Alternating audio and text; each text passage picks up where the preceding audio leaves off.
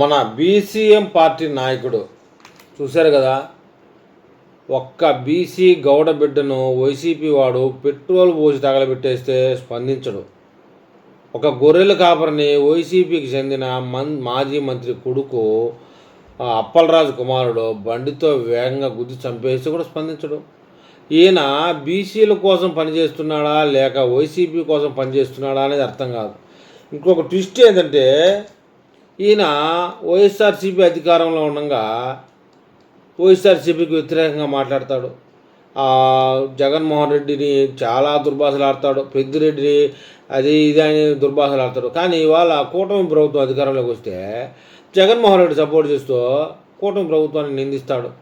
ఏది ఏమైనా ఈయన వల్ల రాష్ట్రంలో ఒక పార్టీ ఏర్పడినా కూడా బీసీఎంవై పార్టీ అని చెప్పేసి బీసీల కోసమే అని చెప్పేసి చెప్తాడు. కానీ బీసీల కోసం పోరాడిన దాఖలాలు ఒకటి లేవండి ఇంతవరకు.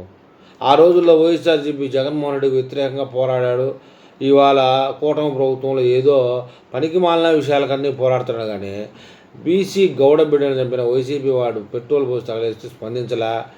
ఇప్పుడు నిన్న మొన్న జరిగిన గొర్రెల కాపరికి సీదిరి అప్పలరాజు కొడుకు బండితో గుద్ది చంపేస్తే స్పందించలా.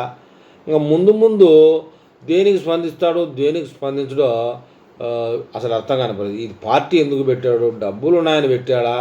గుర్తింపు కోసం పెట్టాడా? ఈయన వల్ల ఏదైనా ఉపయోగమా లేదా అనే విషయంలో ఏపీ ప్రజలు ఏమని కామెంట్ చేస్తారో చూద్దాం.